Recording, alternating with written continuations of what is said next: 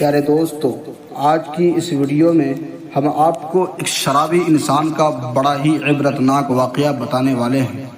دوستو، کہا جاتا ہے کہ ایک نوجوان کسی فیکٹری میں کام کیا کرتا تھا۔ اسے گاؤں سے نکل کر چند دور کے فاصلے پر اپنی فیکٹری کا سفر کرنا پڑتا تھا، اور یہ نوجوان کسی بھی گاڑی یا سواری کا سہارا نہیں لیتا تھا، بلکہ روزانہ پیدل ہی اپنے کام پر جایا کرتا تھا۔ اور اس کا یہ کہنا تھا کہ روزانہ پیدل چلنے سے میری ورزش بھی ہو جاتی ہے اور میں اپنے آپ کو فٹ محسوس کرتا ہوں۔ اب کیونکہ اس کا گزر گاؤں کے کھیتیوں اور ہریالیوں میں سے ہوتا تھا، تو یہ خود کو انتہائی تازہ دم محسوس کرتا تھا۔ گاؤں سے باہر جانے پر ایک قبرستان بھی موجود تھا، اس لیے یہ لڑکا روز وہاں سے گزرتے ہوئے قبر والوں کو سلام کرتا تھا اور ان کے لیے دعائیں بھی کرتا تھا۔ لیکن دوستو، اس لیے تقریباً 3 دن سے اس کے سامنے ایک عجیب و غریب واقعہ پیش آ رہا تھا، اور اسے سمجھ میں نہیں آ رہا تھا کہ اس واقعے کی کیا وجہ ہے۔ کہ وہ یہ سوچ رہا تھا کہ مجھے یہاں سے گزرتے ہوئے تقریباً 10 سال ہو گئے ہیں، لیکن آج تک ایسا کبھی نہیں ہوا۔ کہ اصل میں دوستو، پچھلے 3 دن سے اس کے ساتھ کچھ یوں ہو رہا تھا کہ جب بھی قبرستان کے باہر سے گزرتا تھا تو اس کو قبرستان کے اندر سے کتوں کی بھونکنے کی تیز تیز آوازیں آیا کرتی تھی۔ وہ بڑا پریشان تھا کہ آخر قبرستان میں کتے کہاں سے آ گئے اور اتنے زور زور سے آواز کیوں نکال رہے ہیں، کیونکہ قبرستان کو ویسے بھی خاموشیوں کا شہر کہا جاتا ہے، اور پھر خاموشی کے اندر یہ کتے اتنا زیادہ زور زور سے کیوں بول رہے ہیں۔ اس کی پریشانی دن بدن بڑھتی جا رہی تھی، اور اب 3 دن گزر گئے تھے۔ آخرکار نوجوان نے یہ فیصلہ کر لیا کہ آج وہ قبرستان میں داخل ہوگا کہ آخر کس جگہ یہ کتے بھونک رہے ہیں اور آخر ماجرا کیا ہے۔ دوستو، اگلے دن جب قبرستان سے گزر رہا تھا تو کتے کے بھونکنے کی آواز پھر سے آنے لگی۔ جیسے ہی وہ شخص قبرستان میں داخل ہوا تو اس نے دیکھا کہ 4 دن پہلے جس آدمی کی موت ہوئی تھی، اسی کی قبر پر کھڑے ہو کر کتوں کا ایک گروہ عجیب طرح سے آوازیں نکال رہا تھا۔ وہ بہت پریشان ہوا اور کہنے لگا کہ ابھی 4 دن پہلے ہی یہ قبر تیار ہوئی ہے، تو ایسا کیسا معاملہ ہے ہوا کہ کتے اس کی قبر پر کھڑے ہو کر بھونک رہے ہیں۔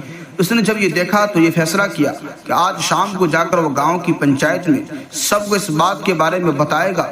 ابھی جو شخص 4 دن پہلے ہی اس دنیا سے چلا گیا تھا، اس کی قبر پر پچھلے 3 دنوں سے کتے بھونک رہے تھے، لہٰذا شام کو اپنے کام سے فارغ ہو کر واپس آتا ہے اور آ کر تمام حال گاؤں والوں کے سامنے بیان کر دیتا ہے۔ اس کے بعد گاؤں کی پنچایت میں بڑے عالموں اور اہل علم نے یہ فیصلہ کیا کہ اس کی قبر کوشائی کی جائے اور دیکھا جائے کہ آخر اندر کیا معاملہ ہے۔ اس کے لیے پہلے تو گاؤں والوں نے مردے کے گھر والوں سے اجازت لینا مناسب سمجھا۔ اس کے گھر پہنچے اور گھر والوں سے تمام حال بیان کر دیا۔ تو اس شخص کے بھائی نے کہا، اگر آپ دیکھنا چاہتے ہیں کہ اندر کیا معاملہ ہے تو ہماری طرف سے آپ کو بالکل فل اجازت ہے، لیکن ایک شرط ہے کہ ہم آپ کے ساتھ نہیں جائیں گے، آپ خود اکیلے جا کر اس قبر کو کھول کر دیکھ سکتے ہیں۔ دوستو، لوگوں کے لیے یہ ایک بڑی حیرانی کی بات تھی کہ ایک بھائی اپنے ہی بھائی کی قبر کھولتے وقت وہاں پر موجود نہ ہو، لیکن لوگوں نے اس بات پر زیادہ غور و فکر کرنے کے بجائے یہ سوچا کہ پہلے قبر کو کھول کر دیکھ لیا جائے کہ آخر ماجرا کیا ہے۔ لہٰذا اس کے گھر والے تو ساتھ میں نہیں گئے، لیکن گاؤں سے کافی تعداد میں لوگ قبرستان پہنچ چکے تھے اور قبر کھودنے کا سامان بھی وہاں پر آ چکا تھا۔ اور جب اس قبر کو کھولنے کا عمل شروع کیا گیا تو کتے جو پہلے کچھ دنوں سے اس قبر پر کھڑے ہو کر عجیب آوازیں نکال رہے تھے، وہ بھی قبر کے پاس موجود تھے۔ جیسے ہی قبر کو کھولا گیا تو ایسا معاملہ سامنے آیا کہ جس نے سب کے ہوش اڑا دیے، کیونکہ جیسے ہی قبر سے مٹی ہٹائی اور مٹی کے نیچے سے تختہ ہٹایا گیا تو سب نے دیکھا کہ اس کی قبر کے مردے کو ایک بڑے سانپ نے جکڑ رکھا ہے اور کیڑے بری طرح سے کھا رہے ہیں۔ یہ منظر دیکھا کر لوگوں کی چیخیں نکل گئی اور وہ فوراً اس کی قبر کو بند کر کے گھر کی طرف آنے لگے، کیونکہ اس مردے کو جانور اتنی بری طرح سے کھا رہے تھے کہ جو لوگ وہاں پر موجود تھے ان پر کپ کپی طاری ہو گئی۔ انہوں نے اسی میں اپنی بھلائی سمجھی، اسی کی قبر سے جتنا دور ہو سکے اتنا دور رہنا چاہیے۔ لیکن دوستو، سوال یہ اٹھتا ہے کہ آخر اس کا کون سا گناہ تھا کہ جس کی وجہ سے اس کی قبر میں اتنا خوفناک عذاب ہو رہا تھا، دردناک عذاب ہو رہا تھا۔ اب دوبارہ گاؤں والے اکٹھا ہوئے اور اس شخص کے گھر دوبارہ پہنچے اور پوچھا کہ تمہارے بھائی نے آخر ایسا کون سا گناہ کیا تھا کہ جس کی وجہ سے اس پر اتنا سخت عذاب نازل ہوا ہے کہ مرنے کے صرف 3-4 دن بعد ہی اس کی قبر میں ایک بڑے سانپ نے جکڑ رکھا ہے۔ جانور اتنی بری طرح سے کھا رہے تھے تو اس کا بھائی کہتا ہے کیا آپ کے سامنے ایسا ہی کچھ منظر سامنے آئے گا؟ اس لیے میں نے آپ کے ساتھ جانے سے انکار کر دیا تھا کیونکہ میں اس کی وجہ جانتا ہوں۔ لوگوں نے سوال کیا کہ بتاؤ آخر اس کی وجہ کیا ہے؟ تو شخص کہنے لگا میرا بھائی کوئی شریف آدمی نہیں تھا، وہ دراصل ایک شرابی آدمی تھا جو کہ سارا دن شراب کے نشے میں پڑا رہتا تھا، مدعوش رہتا تھا۔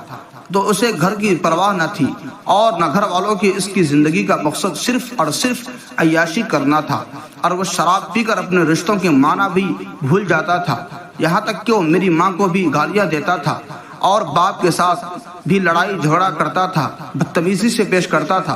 اور جب شراب پینے کے لیے اس کے پاس پیسے نہیں ہوتے تو وہ ایسے بدترین کام کیا کرتا تھا کہ جس کے بارے میں آپ کے سامنے بیان بھی نہیں کر سکتا ہوں۔ یہی وہ تمام گناہ تھے کہ جس کی وجہ سے اس کو قبر میں اتنا خوفناک عذاب مل رہا تھا، اور ہم یہ جانتے ہیں کہ اس کا انجام اسی طرح کا ہونے والا ہے۔ دوستو، یہ واقعہ کوئی مستند تو نہیں ہے لیکن اصلاحی ضرور ہے۔ امید کرتے ہیں کہ آج کے اس واقعے کے بعد آپ کو اندازہ ہو چکا ہوگا کہ شراب نشہ کتنی بڑی لعنت ہے اور کیوں دین اسلام نے مسلمان کو اس سے دور رہنے اور اسے پینے سے منع کیا ہے۔ دوستو، اسلام میں شراب پینا یا پلانا یا ساتھ دینا بالکل حرام ہے۔ ایک مسلمان کو ایسی چیزوں سے بہت زیادہ دور رہنا چاہیے۔ اللہ تبارک و تعالی عمل کرنے کی توفیق عطا فرمائے، آمین ثم آمین۔ دوستو، آج کی ویڈیو میں بس اتنا ہی۔ اگر آپ کو یہ ویڈیو ذرا بھی اچھی لگی ہو تو آپ ہمیں سپورٹ کرنے کے لیے چینل کو سبسکرائب ضرور کر لیجئے گا۔ اللہ تبارک و تعالی سے دعا ہے کہ ہمارے جتنے بھی مسلمان بھائی بہن اس ویڈیو کو دیکھ رہے ہیں انہیں سیدھے راستے پر چلنے کی توفیق عطا فرمائے اور انہیں ہر ترقی سے مالا مال کر دے، آمین ثم آمین۔ دوستو، آج کی ویڈیو میں بس اتنا ہی۔ ملتے ہیں ایک پھر نئے ویڈیو کے ساتھ، تب تک آپ اپنا اور اپنوں کا بہت زیادہ خیال رکھیے گا۔ اگر ہمارے چینل کو آپ نے سبسکرائب نہیں کیا ہے تو دوبارہ میں آپ کو کہتا ہوں ہمارے چینل کو سبسکرائب ضرور کر دیجئے گا اور بیل آئیکن کو دبانا نہ بھولیے گا اور دوسروں تک ضرور شیئر کیجئے گا۔